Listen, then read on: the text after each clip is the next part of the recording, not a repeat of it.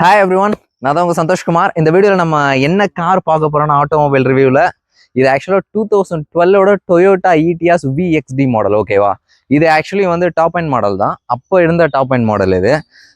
நான் வந்து மறுபடியும் சொல்கிறேன், இது வந்து டொயோட்டாவோட ஈட்டியாஸ். நான் ஏன் வந்து அதை மென்ஷன் பண்ணி சொல்கிறேன்னா, இந்த டைம் பீரியடில் வந்து நமக்கு வந்து டொயோட்டாவை வந்து எந்த மாதிரி தெரியும்னு கேட்டிங்கன்னா, நல்ல ஒரு ப்ரீமியம் பிராண்ட். பிகாஸ் ஏன்னா அப்போதைக்கு அவங்க கிட்ட பார்த்தீங்கன்னா இனோவா இருந்துச்சு, இல்லை அதுக்கு முன்னாடி குவாலிஸ் இருந்துச்சு, அதுக்கப்புறம் வந்து அவங்க ஃபார்ச்சுனர் கொண்டு வந்தாங்க.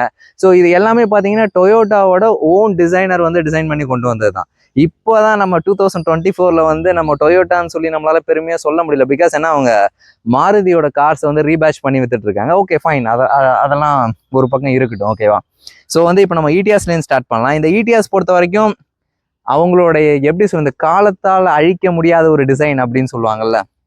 ஸோ அந்த மாதிரி டிசைன் தான். பிகாஸ் ஏன்னா இது 2012 மாடல் காராக இருந்தாலும் இப்போ நம்ம 2024 பார்க்கும்போது கூட இதோட லுக்காக இருக்கலாம், அந்த எலிகன்ட் லுக்குங்கிறது வந்து அப்படியே மெயின்டைன் ஆகிட்டு தான் இருக்கு. இதில் உள்ள பெயிண்ட்லாம் அவங்களுக்கு பார்த்தாலே தெரியும் எனக்கு. இதெல்லாம் வந்து ஸ்டாக் தான், அவங்க வந்து எதுவுமே வந்து ரீபெயிண்ட் பண்ணல, ஒன்றுமே பண்ணல. ஸோ நம்ம ஒரு சின்ன எக்ஸ்டீரியர் நம்ம லுக் எடுத்துக்கிட்டோம்னா, ஏர் டேம் பார்த்தீங்கன்னா வந்து இங்கே வந்து டபுள் போர்ஷன் மாதிரி கொடுத்துருக்காங்க. சென்டரில் வந்து ஸ்பிளிட் ஒன்று கொடுத்துருக்காங்க. ஏர் இன்டேக் வந்து இங்கேயும் இருக்கும் இங்கேயும் இருக்கும். அது இல்லாமல் பார்த்தீங்கன்னா ஃபாக் லேம்ப் கொடுத்துருக்காங்க. இந்த காரில் பார்த்தீங்கன்னா கம்ப்ளீட்டாகவே ஹாலஜன் யூனிட் தான். பிகாஸ் ஏன்னா அந்த காலகட்டத்தில் வந்து எல்இடிங்கிறது வந்து அந்த அளவுக்கு பெருசாக பேசப்படுதா. ஸோ வந்து கம்ப்ளீட்டாக வந்து உங்களுக்கு ஹாலஜன் யூனிட்லாம் கொடுத்துருக்காங்க. இப்போ நம்ம இன்ஜின் போய் ஓப்பன் பண்ணி பார்க்கலாம். ஏன்னா இந்த காரில் வந்து இன்ஜின் ரொம்ப முக்கியம். உங்களுக்கு வந்து இதில் இன்சுலேஷன் கிடையாது. எனக்கு ஒன்றே மட்டும் இதில் கன்ஃபார்ம் தெரியல, இதில் இன்சுலேஷன் இருந்து வந்து ரிமூவ் ஆயிடுச்சா இதில் இன்சுலேஷனே இல்லையான்னு தெரியல. அதை நான் அப்புறமா உங்களுக்கு செக் பண்ணிட்டு சொல்கிறேன். ஸோ நம்ம இன்ஜின் எடுத்துக்கிட்டோம்னா இது 4 சிலிண்டர் டீசல் இன்ஜின் தான். ஸோ வந்து ஒரு 1363 cc பார்த்தீங்கன்னா இந்த இன்ஜினோட கெப்பாசிட்டி. அதுக்கு அடுத்து பார்த்தீங்கன்னா ஒரு 67 PS பவரும் 170 Nm டார்க்கும் ப்ரொடியூஸ் பண்ணக்கூடிய இன்ஜின் இது. இதில் ரொம்ப முக்கியமான விஷயம் என்னன்னா, இப்போ விட்டுருங்க, நான் காரை இன்டீரியர் போய் காமிக்கும் போது, இல்லை நான் டிரைவ் பண்ணி காமிக்கும் போது உங்களுக்கு இந்த காரோட கிலோமீட்டர் நான் காமிக்கிறேன், எவ்வளோ கிலோமீட்டர்ஸ் இது ஓடி இருக்குன்னு. டெஃபினட்டாக ஆச்சரியப்படுவீங்க டொயோட்டாவோட ஃபேன் பாய்ஸ். ஸோ இப்போ நம்ம வந்து சைடில் வந்தோம்னா, சைட் ப்ரொஃபைல் வந்து இது ஆக்சுவலாக ஒரு ப்ராப்பரான செடான் இது. ஓகேவா, நம்ம வந்து இந்த ஸ்விஃப்ட் டிசைர் இல்லை ஃபோக்ஸ்வேகனோட அமியோ மாதிரி ஒரு காம்பேக்ட் செடான்லாம் கிடையாது. அவங்க வந்து ஒரு ப்ராப்பரான செடான் தான் வந்து லான்ச் பண்ணாங்க. ஸோ சைஸ் வந்து அந்த 4 மீட்டர் ப்ளஸ்ல தான் இது இருக்கும். ஸோ இப்போ நம்ம வீல் நம்ம எடுத்துக்கிட்டோம்னா 15 இன்ச் வீல் R15 கொடுத்துருக்காங்க. இதை வந்து நம்ம லாங்லேருந்து பார்க்கும்போது வந்து R16 மாதிரி தான் தெரியும். அண்ட் வந்து பார்த்தீங்கன்னா ஸ்டாக்கோட அலைஸ், இந்த டிசைன் வந்து இப்பயுமே இது நல்லா தான் இருக்கு, அப்பயுமே இந்த டிசைன் வந்து நல்லா தான் இருந்துச்சு. இது இல்லாமல் பார்த்தீங்கன்னா இந்த இடத்துல ஒரு ஷோல்டர் லைன் ஒன்று ட்ராவல் ஆகுது. இந்த ஷோல்டர் லைனுங்கிறது பார்த்தீங்கன்னா ஃப்ரண்ட்ல ஸ்டார்ட் பண்ணி சைடு வரைக்கும் கண்டினியூஸாக ட்ராவல் ஆகுது. அது வந்து ஸ்லோப்பிங் ரூஃப். ஸோ ஆப்வியஸ்லி செடானுங்கிறதுனால வந்து இதில் ஸ்லோப்பிங் ரூஃப்ஸ் தான் இருக்கு. ஸ்லோப்பிங் ரூஃப் தாண்டி வந்து இதோட ரூஃப் நம்ம எடுத்துக்கிட்டோம்னா அந்த எப்படி சொல்றது, கட் டிசைன்னு சொல்லுவாங்கல்ல. ஸோ வந்து இந்த காரோட ஸ்ட்ரென்த் இன்க்ரீஸ் பண்ண அது ரொம்ப ஹெல்ப்ஃபுல்லாக இருக்கும். ஆண்டனா வந்து பார்த்தீங்கன்னா அந்த டைம் பீரியட்ல வந்து உங்களுக்கு ஷார்க் ஃபின் ஆண்டனாலாம் கிடையாது. ஸோ நார்மல் ஆண்டனா தான். இப்போ நம்ம பூட் ஓப்பன் பண்ணி பார்க்கலாம். அப்படியே நீங்க பின்னாடி வந்தீங்கன்னா பூட்ல இது என்ன ஒரு விஷயம்னா, உங்களுக்கு இங்க டேரக்டா பட்டன் எதுவும் கொடுக்க மாட்டாங்க. ஸோ வந்து நீங்க இங்க டேரக்டா இது ப்ரெஸ் பண்ணி ஓப்பன் பண்ண முடியாது. ஒன்று நீங்க கீ போட்டு ஓப்பன் பண்ணணும், அப்படி இல்லைன்னா ஃப்ரண்ட்ல உங்களுக்கு லெவர் கொடுத்துருக்கேன், அதை யூஸ் பண்ணி தான் நீங்க ஓப்பன் பண்ணணும். ஓகே, பூட் வந்து எப்படி சொல்றது, ஒரு 2 பேர் உள்ள படுத்து தூங்கலாம், அந்த சைஸுக்கு தான் இருக்கும். இதுல ஸ்பேர் வீல் வந்து இருக்கான்னு தெரியல, ஏன்னா இந்த காரை நாங்கள் இப்பதான் எடுத்துட்டு வந்தோம். ஸ்பேர் வீல் வந்து இங்க கொடுத்துருக்காங்க. இதோட சைஸ் என்னன்னு எடுத்துக்கிட்டீங்கன்னா, வாவ், 185/60 R15. இப்போ உள்ள கார்ல அந்த காஸ்ட் சேவிங் சொல்லிட்டு கம்மியாக கொடுப்பாங்களா, ஆனால் இவங்க அந்த மாதிரிலாம் எதுவுமே கொடுக்காம டயர்ல என்ன நமக்கு யூஸ் பண்ணிட்டு இருக்காங்களோ சேம் ஸ்பேர் வீல் வந்து அப்படியே கொடுத்துருக்காங்க. இதெல்லாம் வந்து நம்ம இப்போ உள்ள கார் மார்க்கெட்ஸ், அப்போ உள்ள கார் மார்க்கெட்டை பார்த்து கற்றுக்கணும். காஸ்ட் சேவிங்னா என்னதான் பண்றது. ஓகே, நம்ம அடுத்த ரியர் வரலாம். ரியர் வந்து பார்த்தீங்கன்னா ஆல்ரெடி சொல்லியிருப்பேன், கம்ப்ளீட்டாக ஹாலஜன் யூனிட் தான். இங்கே உங்களுக்கு பிரேக் லேம்ப், உங்களுக்கு டைல் லேம்ப் ஹாலஜன்ல தான் இருக்கு, இண்டிகேட்டர் ஹாலஜன். தென் உங்களுக்கு ரிவர்ஸ் லைட் பார்த்தீங்கன்னா 2 ரிவர்ஸ் லைட் கொடுத்துருக்காங்க. ஸோ நைட்ல வந்து உங்களோட விசிபிலிட்டியை இன்க்ரீஸ் பண்றதுக்கு இது நல்லா இருக்கும். ஸோ இந்த பம்பர், பம்பரே ஆக்சுவலாக ஸ்ட்ராங்காக தான் இருக்கு. இது ஆக்சுவலாக பிளாஸ்டிக் தான், ஃபைபர் பிளாஸ்டிக் தான். பட் ஆனால் வந்து பம்பரே நல்லா ஸ்ட்ராங்கா இருக்கு. இந்த இடத்துல வந்து ஏரோடைனமிக் இது டிசைனை கொஞ்சம் இன்க்ரீஸ் பண்ணணும்னு சொல்லிட்டு, இது ஆக்சுவலாக லிப் ஸ்பாய்லர் இது கிடையாது, பட் அந்த கான்செப்ட்ல இது இருக்கும். லைக் நீங்க கொரோலாவோட ஆல்டிஸ்லாம் டிரைவ் பண்ணி பார்த்துருந்தீங்கன்னா தெரியும். ஸோ ஃபியூல் டேங்க் உங்களுக்கு இங்கே கொடுத்துருக்காங்க, அதில் டீசல்னு மென்ஷன் பண்ணியிருக்காங்க. ஸோ ஓகே, அந்த காரோட மைலேஜ் பார்த்தீங்கன்னா ஆல்மோஸ்ட் வந்து ஒரு 18 கொடுக்கும். எப்படி ஓட்டினாலும் கொஞ்சம் வெரைட்டி ஓட்டிங்கன்னா அந்த 15-16 அந்த ரேஞ்ச் உங்களுக்கு வரும். உங்களுக்கு ரியரில் பார்த்தீங்கன்னா டிஃபாகர் லைன்ஸ் கொடுத்துருக்காங்க. மழை டைமில் நீங்கள் இதை யூஸ் பண்ண நல்லாயிருக்கும். ஸோ நம்ம ஆஸ் யூஷுவல் செக் பண்ணுற மாதிரி இப்போ நம்ம ரியர் சீட்டோட கம்ஃபர்ட் செக் பண்ணலாம். ஏன்னா அந்த டைம் பீரியட்லாம் கார் வந்து மக்களோட கம்ஃபர்ட் ஓரியன்டாக தான் இருக்கும். ஸோ நம்ம உள்ளே போய் செக் பண்ணலாம். நீங்கள் உள்ளே போனீங்கன்னா லெக் ஸ்பேஸ் நீங்களே பாருங்கள். ஃப்ரண்ட்டில் சீட் நல்லா நான் மூவ் பண்ணி தான் வச்சுருக்கேன். வாவ், ரொம்ப நல்லாவே இருக்குது. அடுத்து நம்ம சென்டரில் உட்காந்து பார்க்கலாம்.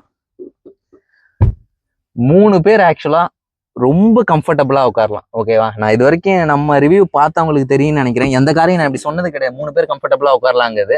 பட் இந்த காரில் 3 பேர் டெஃபினட்டாக கம்ஃபர்டபுளாக உட்காரலாம். இதே நம்ம டோர் பாக்கெட்ஸ்ன்னு எடுத்துக்கிட்டோம்னா வாட்டர் பாட்டில் ஹோல்டர் இங்கே ஒன்று கொடுத்துருக்காங்க, ஹேண்டில் இங்கே இருக்குது, பவர் விண்டோஸ்க்கான சுவிட்ச் இங்கே இருக்குது, சென்ட்ரல் லாக்கிங் ஃபங்க்ஷன் இருக்கிறதுனால உங்களுக்கு ஆட்டோமேட்டிக் லாக் இங்கே இருக்குது. ஸோ நீங்கள் அப்படியே கொஞ்சம் உள்ளே வந்து பார்த்தீங்கன்னா இந்த இடத்துல உங்களுக்கு பார்த்தீங்கன்னா ஹெட்ரெஸ்ட், ஏன்னா அந்த டைப் இதெல்லாம் பார்த்தீங்கன்னா ஹெட்ரெஸ்ட்டுங்கிறது வந்து உங்களுக்கு ஹைட்டில் இருக்காது, லைக் அட்ஜஸ்ட் இது டைப் இருக்காது. ஸோ வந்து ஃபிக்ஸ்டு ஹெட்ரெஸ்ட் தான். ஸ்பீக்கர்ஸ், இந்த மாதிரி ஸ்பீக்கர் பார்க்கும்போது உங்களுக்கு ஞாபகம் வரும். ஏன்னா நம்ம அந்த காலத்து கார்லாம் டிரைவ் பண்ணும்போது இந்த மாதிரி ஸ்பீக்கர்ஸ் தான் இருக்கும். இப்போ உள்ள காரில் அது கிடையாது, எல்லாமே டோருக்கு வந்துடுச்சு.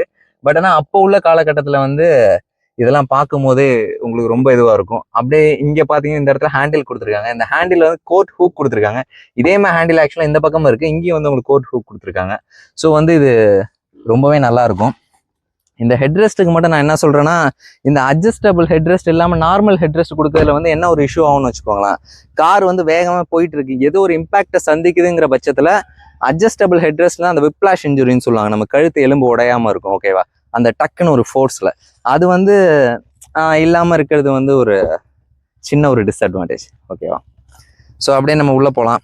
இது உள்ளே வந்தோம்னா இதில் மிரர்லாம் பார்த்தீங்கன்னா பவர் அட்ஜஸ்ட்மெண்ட்லாம் கிடையாது. ஓகே, ஸோ எல்லாமே நம்ம கையில் மூவ் பண்ணுறது தான், மேனுவல் தான் கொடுத்துருக்காங்க. ஏன்னா 4 விண்டோஸ் பவர் விண்டோஸ் வரதே வந்து பெரிய விஷயம் தான், அதனால் இது ஓகே தான். ஸோ க்ளவ் பாக்ஸ் உங்களுக்கு ஓப்பன் பண்ணி பார்க்கணுன்னா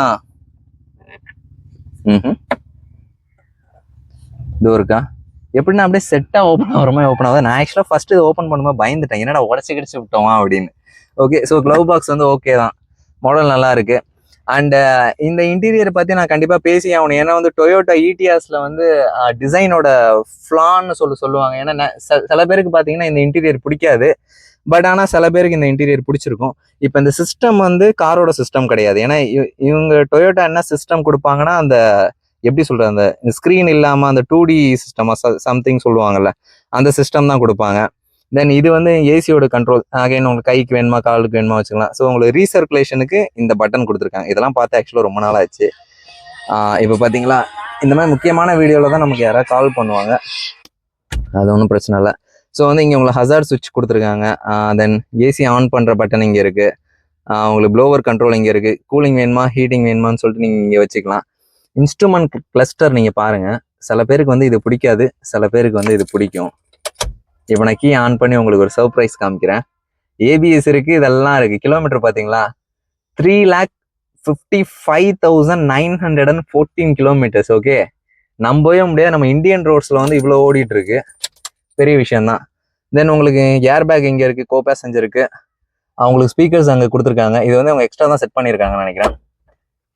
சன்ஷேட் இங்கே உங்களுக்கு மிரரோட கொடுத்துருக்காங்க. ஆக்சுவலாக இது கொஞ்சம் உடஞ்சிருக்கு, ஸோ அதை கேர்ஃபுல்லாக தான் ஹேண்டில் பண்ணும். தென் இந்த இடத்துல எல்இடி லைட்ஸ் இதில் கிடையாது, ஆக்சுவலாக ஹாலஜன் தான், இவங்க தான் எல்இடியாக மாற்றிருக்காங்க. சன்ஷேட் இங்கேயும் ஒன்று இருக்குது. இது இல்லாமல் பார்த்தீங்கன்னா பின்னாடி வந்து நான் லைட்ஸ் இருக்கும்னு நினச்சேன், ஆனால் கேபின் லைட் வந்து எங்கேயுமே கிடையாது.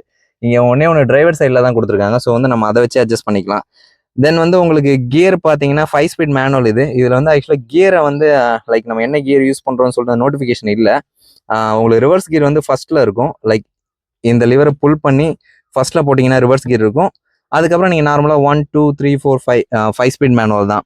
இங்கே தென் வந்து உங்களுக்கு பார்த்தீங்கன்னா கப் ஹோல்டர் மாதிரி 2 கொடுத்துருக்காங்க. இந்த இடத்துல வந்து ஒரு ஸ்டோரேஜ் ஸ்பேஸ் கொடுத்துருக்காங்க. உங்களுக்கு சார்ஜிங் போர்ட் இங்கே கொடுத்துருக்காங்க. பின்னாடி வந்து உங்களுக்கு சார்ஜிங் யூனிட்லாம் எதுவுமே கிடையாது. அந்த மாதிரி இந்த இடத்துல ஒரு கப் ஹோல்டர் கொடுத்துருக்காங்க. ஸோ ஹேண்ட் பிரேக் இங்கே இருக்குது. சீட் பெல்ட் போடாமல் ரன்னிங் பண்ணி ஆக்சுவலாக காரை டிரைவ் பண்ணிங்கன்னா உங்களுக்கு அலாம் வரும். சீட்டோட இந்த போல் ஸ்ட்ரிங்ஸ்லாம் பார்த்தீங்கன்னா ஓகே தான், நீங்கள் லாங் ட்ராவல் பண்ணும்போது கம்ஃபர்டபுளாக இருக்கும். இந்த காரில் டெஃபினட்டாக 5 பேர் போகலாம், அதில் எந்த டவுட்டுமே கிடையாது. இப்போ நம்ம வந்து டிரைவர் சீட்டில் பார்க்கலாம். ஸோ இப்போ நீங்கள் டிரைவர் சீட் பார்க்க வந்தீங்கன்னா அதான் சொல்லுவாங்கல்ல, இப்போ பாருங்கள், நீங்கள் நம்ம டிரைவ் பண்ணுறோம், என் முன்னாடி ஒன்றுமே இல்லை, தெரியுதா? இன்ஸ்ட்ருமெண்ட் கிளஸ்டர் இங்கே கொடுத்துருக்காங்க. அதுதான் நிறைய பேருக்கு இந்த டிசைன் வந்து பிடிக்காம போனது காரணமே அதாங்க. எக்ஸ்டீரியர் அல்டிமேட்டாக பண்ணிட்டு இன்டீரியர் இப்படி பண்ணிட்டாங்க. ஓகே, ஒரு புது டிசைன் உள்ள வருமா, நம்ம வெல்கம் பண்ணி தான் ஆகணும். ஓகே, ஏர் பேக் அடுத்து இங்கே கொடுத்துருக்காங்க. இந்த இடத்துலலாம் பார்த்தீங்கன்னா உங்களுக்கு எந்த சுவிட்சுமே இருக்காது. இது வந்து உங்களுக்கு போனட் ஓப்பன் பண்ணுறது. இது வந்து அவங்க எக்ஸ்ட்ரா லைட் ஃபிக்ஸ் பண்ணியிருக்காங்க. அதுக்குண்டான டோர் வந்து இங்கே ஸ்பீக்கர் கிடையாது, பட் ஆனால் ப்ரொவிஷன் கொடுத்துருக்காங்க. இன்கேஸ் நம்ம வச்சுக்கிறாந்தா வச்சுக்கலாம். ஸோ அதுக்காக கொடுத்துருக்காங்க. சீட் அந்த மாதிரி வந்து நீங்கள் எடுத்துக்கிட்டிங்கன்னா வந்து உங்களுக்கு ஹைட் அட்ஜஸ்டபிள் ஃபங்க்ஷனும் ரிக்ளைனிங் ஃபங்க்ஷனோட வரும். ஸோ இது வந்து பார்த்தீங்கன்னா பூட் ரிலீஸ் பட்டன். இது வந்து ஃபியூவல் சாரி, இது வந்து போனட், ஐயோ ஆமாம் இது கரெக்டு தான். இது வந்து ஆக்சுவலாக பூட் ரிலீஸ் பட்டனு. இது வந்து பார்த்தீங்கன்னா fuel cap release button. Okay, then வந்து இப்போ ஆக்சிலேட்டர், பிரேக், கிளச் இதை நம்ம கால் வச்சு பார்க்கலாம். ஆக்சுவலாக அந்த காரை ஷூ போட்டு டிரைவ் பண்ணுறது கொஞ்சம் கஷ்டம் தான் நினைக்கிறேன், ஏன்னா ஷூ இடிக்குது, தெரியுதா? இப்போ நான் இங்கே போட்டு இங்கே நான் பிரேக் பிடிச்சேன்னா இது இங்கே இடிக்கும். அதனால் எனக்கு வந்து ஸ்பேஸ் அவ்வளோ கம்ஃபர்டபுளாக இல்லை. இப்போ அதுவே வந்து நம்ம டிரைவர் சைடு எடுத்துக்கிட்டு வந்து பவர் விண்டோஸ் வந்து உங்களுக்கு 4 பவர் விண்டோஸ் கொடுத்துருக்காங்க, சைல்ட் லாக் கொடுத்துருக்காங்க. மற்றபடி இதில் எலக்ட்ரானிக் ஃபங்க்ஷன் சொல்லிட்டு எதுவுமே கிடையாது. நீங்கள் வந்து பாட்டில் ஹோல்டர் இருக்குது, ஒரு மேகசின் ஹோல்டர் மாதிரி கொடுத்துருக்காங்க இந்த இடத்துல, ஹேண்டில், அவ்வளோதாங்க. ஸோ வந்து இப்போ நம்ம என்ன பண்ண போகிறோன்னா இந்த காரை டிரைவ் பண்ண போகிறோம். அதுக்கு முன்னாடி இதில் இன்க்ரெஸ்ட் எக்ரெஸ்ட் எப்படி இருக்குன்னு பார்க்கலாம். செடானில் வந்து ஒரு சின்ன இஷ்யூ என்ன இருக்குன்னா, நீங்கள் கார் உள்ளே போகும்போது ரொம்ப குனிஞ்சு போகிற மாதிரி தான் இருக்கும். அது உண்மையாக அப்படி இருக்கா செக் பண்ணி பார்க்கலாம். ஸோ இப்படி போகிறோம், ஓகே தான், ஆல்மோஸ்ட் கம்ஃபர்டபுளாக தான் இருக்குது. தென் கீழே இறங்கும் போது பிரச்சனை இல்லை, எக்ரெஸ்ட் உங்களுக்கு பிரச்சனை இல்லை. பட் ஆனால் நீங்கள் உள்ளே போகும்போது உங்கள் தலையை கொஞ்சம் மைண்ட் பண்ணி தான் போகணும், அப்படிலாம் இதில் இடிச்சுப்பீங்க. ஸோ டிரைவர் சைடு எப்படி இருக்குன்னு பார்க்கலாம். ஆக்சுவலாக பில் குவாலிட்டி நல்லாவே இருக்கு, தெரியுதா? இதில் வந்து அந்த ராட்லிங் நாய்ஸ் இருக்கும். ஸோ ஆப்வியஸ்லி ஏன்னா உங்களுக்கு 2012னா 12 இயர்ஸ் கார் இது, ஓகேவா? ராட்லிங் நாய்ஸ் இருக்கும். பட் ஆனால் பில் குவாலிட்டிங்கிறது அந்த தகரம் மாதிரி அழுந்தாமல் அதெல்லாம் நல்லாவே கொடுத்துருக்காங்க. இப்போ இங்கே டிரைவர் சைடு கம்ஃபர்டபுளாக இருக்குது ரியரை கம்பேர் பண்ணும்போது. வெளியில் வரதும் ஓகே தான். இப்போ இந்த 3.5 லட்சம் ஓடின வண்டியை நம்ம ஓட்டி பார்க்கலாம். ஓகே, இப்போ நம்ம டிரைவிங் ஸ்டார்ட் பண்ண போகிறோம். ஃபர்ஸ்ட் இந்த காரை நம்ம ஸ்டார்ட் பண்ணி பார்க்கலாம். வைப்ரேஷன் வந்து கண்டிப்பாக ஃபீல் ஆகுதுன்னு தான் சொல்லணும், ஃபீல் ஆகாமல் இல்லை. இப்போ நான் ரிவர்ஸ் கீர் சொன்னேன்ல. ஸோ வந்து இப்போ உள்ள டாடா கார்ஸ், மஹேந்திரா கார்ஸ்லாம் வந்து பார்த்தீங்கன்னா நீங்கள் ரிவர்ஸ் இதை புல் பண்ணி இப்படி போடுங்க நம்ம 5th கீர் போடுற இடத்துல. இந்த வண்டி பார்த்தீங்கன்னா 1st கீர் போடுற இடத்துல இருக்கும், அவ்வளோதான். இந்த வண்டியில் ஆக்சுவலாக ரிவர்ஸ் கேமராலாம் கிடையாது. அதனால் ஏன்னா இப்போ நம்ம ரிவர்ஸ் கேமரா வச்சே நம்ம டிரைவ் பண்ணி பழகிட்டோம். அதனால் ரிவர்ஸ் கேமரா இல்லாமல் டிரைவ் பண்ண லைட்டாக கஷ்டமாக தான் இருந்துச்சு. ஸ்டீரிங் ஆக்சுவலாக ஸ்மூத்தாக இருக்குது. ஒரு 14 வருஷம் கார் தான் இது. சவுண்டு கேட்குது, ஏன்னா மெயின்டெனன்ஸ் வந்து ஆப்டிமமில் இல்லை, ஓகேவா? அதை நம்ம சொல்லியே ஆகணும். ஆனால் எப்படி சொல்கிறது, இத்தனை வருஷம் இருந்தும் இந்த காரோட ஸ்டீரிங் இந்த அளவுக்கு இருக்கிறதே வந்து ரொம்ப பெரிய விஷயம் தான். இப்போ கூட பாருங்கள், நம்ம ஒரு வில்லேஜ் ரோட்டில் தான் ஓட்டுறோம். இப்போ இதில் ரைட்டில் திருப்புறேன், 1st கீர்லேயே தான் திரும்புது, ஓகே தான். இப்போ நம்ம இடிஎஸ் வந்து டிரைவ் பண்ணிட்டு இருக்கோம். ஏசி வந்து நான் சொல்லணும்னு நினச்சேன், போட்ட உடனே சும்மா சில்லுன்னு ஆயிடுது உடனே. எப்படிடா டொயோட்டா? அதான் நான் எப்படி சொல்றது, எனக்கு அதுதான் எனக்கு உண்மையாவே கஷ்டமா இருக்கும். நான் வந்து ஏன்னா நம்ம டொயோட்டாவோட ஃபேன் பாய்ஸ் வந்து என்ன சொல்லுவாங்கன்னா, எங்க கார்ல போட்ட டயர் கூட தெரியாது, நாங்க அப்படி ரிலேபிளா வச்சிருப்போம். டொயோட்டாவோட டிக்ஷனரியில வந்து மெயின்டெனன்ஸுங்கிற ஒரு வேர்டே இருக்காது, சாரி பிரேக் டவுனுங்கிற ஒரு வேர்டே இருக்காது அப்படின்னு சொல்லுவாங்க. பட் ஆனா இவ்வளோ சொல்லி இப்போ அவங்க ரீபேட்சிங்லாம் பண்ணுறது வந்து அவங்களோட நேமே அவங்க ஸ்பாயில் பண்ணிட்டாங்க. இந்த பாருங்க, ஒரு 14 வருஷம் கார் 3.5 லட்சம் கிலோமீட்டர் ஓடி இருக்கு, இன்னமும் ஸ்டீரிங் வந்து அவ்வளோ ஸ்மூத்தாக இருக்கு. அந்த இன்ஜின்ல நாய்ஸ் இல்லை, எதுவும் இன்ஜின்ல நாய்ஸ் இல்லை மீன்ஸ் இன்ஜின் நாய்ஸ் இருக்கு, எக்ஸ்ட்ரா நாய்ஸ் வரும்ல, அந்த ஒரு மாதிரி கலகலத்து போன சவுண்டு அப்படின்னு சொல்லுவாங்கல்ல, கைண்ட் ஆஃப் ராட்லிங் நாய்ஸ் தான் அதுவும் இல்லை. இப்போ உங்களுக்கு இன்கேஸ் உங்களுக்கு ராட்லிங் நாய்ஸ் கேட்குதுன்னா கீ செயின் அப்படி இருக்கு, ஸோ அதனால தான் கேட்குது, மற்றபடி எதுவுமே கிடையாது. ஏசி பயங்கர கூலிங்காக சூப்பராக இருக்குது. ஸோ கம்ப்ரஸர்லாம் அந்த மாதிரி தான் இருக்குது. இப்போ ஒரு ஸ்பீட் பிரேக் அப்ரோச் பண்ண போகிறோம். சஸ்பென்ஷன் வந்து அந்த அளவுக்கு கம்ஃபர்டபுளாக இல்லை, ஏன்னா மெயின்டெனன்ஸ் இல்லாதனால சஸ்பென்ஷன் அப்படி இருக்குது. இன்கேஸ் வந்து இவங்க நல்லா மெயின்டைன் பண்ணியிருந்தாங்கன்னா சஸ்பென்ஷனும் உங்களுக்கு நல்லா தான் இருக்கும். அப்புறம் ஹார்ன் கூட பார்த்தீங்கன்னா ட்ரம்பட் ஹார்ன் தான் போட்டிருக்காங்க, ஏன்னா ஸ்டாக் ஹார்ன் வந்து நம்மளோட அந்த கிங் ஹார்ன் தான் வரும். நம்ம again second speed break approach பண்ணுறோம். சஸ்பென்ஷன்லேருந்து சவுண்டு நல்லாவே கேட்குது, மெயின்டெனன்ஸ் கம்மியாக இருக்கிறதுனால. இன்னொன்று, இப்போ இந்த காரோட பர்ஃபார்மன்ஸ் பற்றி நம்ம சொல்லணும்னா எப்படி சொல்லலாம், இப்போ நீங்கள் 2nd கீர்லேயே ட்ரைவ் பண்ணலாம். இந்த மாதிரி விஷயத்துக்குலாம் 1st கீர் நீங்கள் கொண்டு வரணும்னு அவசியமே கிடையாது. 2nd கீரில் ட்ரைவ் பண்ணால் அந்த இனிஷியலில் வந்து டார்க் வந்து எப்படி இருக்குது, ரொம்ப அதிகமாக இருக்கான்னு கேட்டால் அந்த அளவுக்கு அதிகமாக இல்லை, பட் ஆனால் நம்ம நார்மல் டிரைவிங்க்கு வந்து போதுமான அளவுக்கு தான் இருக்குது. இப்போ நம்ம அடுத்த ஹைவேஸ் எடுத்துகிட்டு போவோம். நம்ம ஹைவேஸ் எடுத்துகிட்டு போகும்போது நம்ம அதை கரெக்டாக செக் பண்ணிடலாம். ஏன்னா இந்த ரோட்டில் நம்ம தேர்ட் கியர்லாம் போட்டு ஓட்டினோம்னா வண்டியோட சஸ்பென்ஷன் போயிடும். ஸோ நம்ம அதையும் பார்க்கணும். நம்ம இந்த ஹைவேஸ் பிடிச்சிருக்கோம். ஓகேவா, இது வந்து ஸ்டேட் ஹைவே தான். ஸோ நம்ம டிரைவ் பண்ணி பார்க்கலாம். இப்போ செகண்ட் கியர், தேர்ட் கியர் ஆக்சுவலாக லைட்டாக ஸ்ட்ரக் ஆகுது போடும்போது. அது மேபி எனக்கு ப்ராக்டிஸ் இல்லையா அப்படியான்னு தெரில. இப்போ நான் அந்த ரம்பிள் ஸ்டெப்ஸ் வந்து கிராஸ் பண்ணேன், சுத்தமாக கிராஸ் ஆனதே எனக்கு தெரியல. ஈவன் வந்து சஸ்பென்ஷன் அந்த அளவுக்கு இல்லைனா கூட அப்படிதான் இருக்கு. இப்போ காரோட ஸ்பீட் பார்த்தீங்கன்னா நம்ம 60ல் போயிட்டு இருக்கோம். இப்போ வந்து நம்ம ஃப்ரெண்ட் என்ன சொன்னாங்கன்னா, இது இடிஎஸ் நீங்க டீசல் இன்ஜின்ல வந்து 5th கியர் போட்டு ஆக்சிலேட்டர்ல இருந்து கால் எடுத்தாலும் கார் போயிட்டே இருக்கும்னாங்க. அதை வந்து இப்போ நம்ம செக் பண்ண போறோம். நம்ம செக் பண்ணும் போது எல்லாரும் குறுக்க வருவாங்க. அதான் குறுக்கு கொஸ்டின் வந்தாங்கிற மாதிரி எல்லாரும் வருவாங்க நம்ம வண்டி செக் பண்ணோம்னா.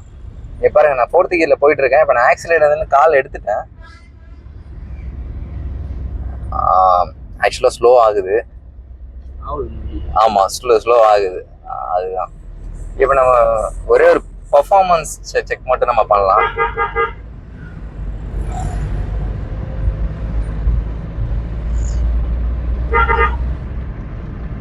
இப்போ வண்டியோட ஸ்பீட் பார்த்தீங்கன்னா நம்ம 60 தாண்ட போறோம். என்ன 60 ஒரு விஷயம் நான் சொல்லணும்னு நினைச்சேன். இப்போ உள்ள கார்ஸ்ல வந்து அந்த ஸ்பீட் மாஸ்கிங் கேபின் அப்படின்னு சொல்லுவாங்க. ஸ்பீட் மாஸ்கிங் கேபின்னா என்னன்னா, நீங்க ஒரு 100 கிலோமீட்டர் வேகத்துல நீங்க டிரைவ் பண்ணிட்டு இருந்தா கூட காரோட ஸ்பீடு வந்து நீங்க உள்ள இருந்து பார்க்கும்போது ஒரு 60ல டிரைவ் பண்ணா எப்படி இருக்குமோ அந்த மாதிரி தான் இருக்கும். ஆனா பட் இந்த கார் வந்து நான் 60ல டிரைவ் பண்ணாலே வந்து எனக்கு 60ல டிரைவ் பண்ணாலே வந்து எனக்கு கொஞ்சம் ஸ்பீடா போற மாதிரி தான் தெரியுது. அதனால அந்த கான்ஃபிடன்ஸுங்கிறது வந்து எனக்கு கொஞ்சம் மிஸ் ஆகுது. ஐ மீன், நமக்கு லைட்டா அந்த பயம் வரும் தெரியுமா, இந்த காரை நம்மளால நிப்பாட்ட முடியுமா இல்லையாங்கிற பயம். அந்த பயம் வந்து எனக்கு இருக்கு. ஸோ அது ஒண்ணுதான் எனக்கு குறையா இருக்கே தவிர மற்றபடி எல்லாம் ஓகே தான். இப்போ இந்த கார்னர் நம்ம அப்ரோச் பண்ணலாம். இந்த கார்னரிங் வந்து பாத்தீங்கன்னா நான் 60ல அப்படியே திருப்புறேன். ஸ்டீரிங் ஓகே தான். இந்த கார்னர் நல்லா இருக்கு. ஸோ இப்போ நம்ம அடுத்த கார்னர் அப்ரோச் பண்ணிட்டோம்னாலே நமக்கு தெரிஞ்சிடும்.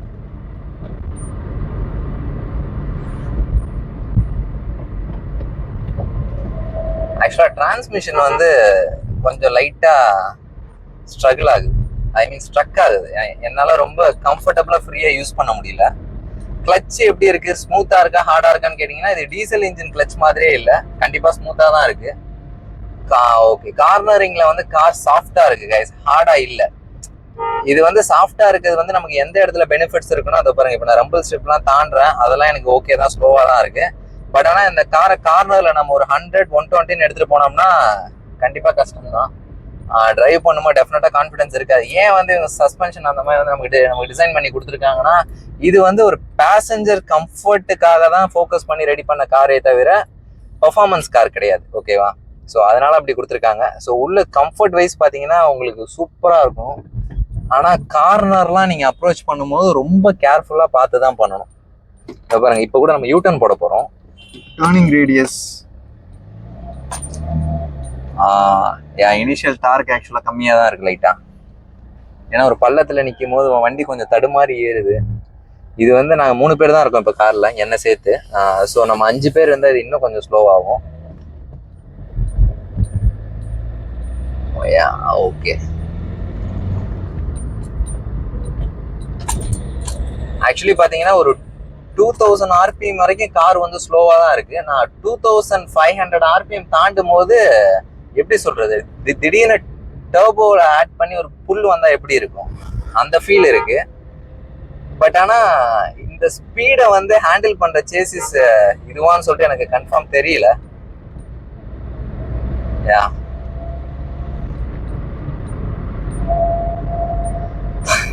ஒரு ஃபேமிலி செடன் நீங்க எடுக்கணும்னு நினைச்சீங்கன்னா இந்த டொயோட்டா ஈடிஎஸ் நீங்க டெஃபினட்டா கன்சிடர் பண்ணலாம். பட் ஆனா ஹைவேஸ்ல நீங்க ஹை ஸ்பீடா தான் டிரைவ் பண்ணுவீங்க அப்படிங்கிற பட்சத்துல கண்டிப்பா இந்த காரை உங்களால கன்சிடர் பண்ண முடியாது. ஆனா என்னைக்கா இருந்தாலும் ஹை ஸ்பீடுங்கிறது சேஃப் கிடையாது. அதனால நான் என்ன சொல்லுவேன்னா, இப்போ நீங்க யூஸ்டு கார் எடுக்கிற உங்களுக்கு ஐடியா இருக்கு, இந்த மாதிரி டொயோட்டா ஈடிஎஸ் வந்து உங்களுக்கு தெரிஞ்சவங்க இல்ல OLXmy.comsல வந்து உங்களுக்கு அவைலபிளா இருக்கு அப்படின்னா நீங்க டெஃபினட்டா ட்ரை பண்ணி பார்க்கலாம். ப்ரைஸ் மட்டும் கொஞ்சம் பேசி வாங்கிட்டீங்கன்னா உங்களுக்கு ஒரு எப்படி சொல்றது, ஒரு பெரிய ஜாக்பாட் மாதிரி தான் இருக்கும். மற்றபடி இந்த காரை பத்தி சொல்றதுக்கு வந்து அந்த அளவுக்கு ஹைலைட்ஸ் நான் ஆல்மோஸ்ட் எல்லாமே கவர் பண்ணிட்டேன். ஓகே, இப்போ நான் 50 கியர்ல வந்து என்ன ஸ்பீடு போயிட்டு இருக்கேன். ஆனா இன்னொரு விஷயம், என்னால இங்க இருந்து அந்த ஸ்பீடாமீட்டர் வந்து கரெக்டா பார்த்து சொல்லவே முடியல. இப்போ கூட நீங்க பாத்திருப்பீங்கன்னு நினைக்கிறேன். ஏன்னா வந்து எனக்கு மேல இருக்குது ஸ்பீடா இல்ல சென்ட்ரல்ல இருக்குது ஸ்பீடா, எனக்கு அதுவே வந்து கன்ஃபியூஸ் ஆகிக்கிட்டு இருக்கு. ஸோ நீங்க ஹைவேஸ்ல டிரைவ் பண்ணும்போது டக்குன்னு பார்க்கும்போது இந்த கார் உங்களுக்கு ப்ராக்டிஸ் ஆயிடுச்சுன்னா பிரச்சனை இல்லை. ஸோ ப்ராக்டிஸ் ஆகலைன்னா இது டெஃபினட்டா கஷ்டமா தான் இருக்கும். அதுதான் நான் அகைன் சொன்னேன்ல, இந்த கார் எல்லாமே ஓகே தான். இந்த டிசைன்லாம் வந்து அடிச்சுக்கவே முடியாது. அவங்க அந்த இன்ஸ்ட்ருமெண்ட் கிளஸ்டர்ல மட்டும் கொஞ்சம் கான்சென்ட்ரேட் பண்ணியிருந்தாங்கன்னா இது டெஃபினட்டா ஒரு ஜாக்பாட்டான ப்ராடக்டா இருந்திருக்கும். ஸோ டொயோட்டா நினைச்ச வெர்ஷன் 2 கூட அவங்க திரும்ப லான்ச் பண்ணலாம். திரும்ப மாருதி கிட்ட போயிட்டு நாங்க ரீபேச்சிங் பண்றோம், அதுதான் எங்க காரு அப்படின்னு சொல்லாம பண்ணலாம். அவங்களுக்குன்னு ஒரு நேம் இருக்கு, பார்க்கலாம் என்ன பண்றாங்க. ஓகே, இதுதான் டொயோட்டா இடிஎஸோட ரிவ்யூ. உங்களுக்கு இந்த காரை பத்தி வேற டவுட் இருந்தா காமெண்ட் செக்ஷன்ல காமெண்ட் பண்ணுங்க. ஸோ நான் கண்டிப்பா ரிப்ளை பண்றேன். ஓகே.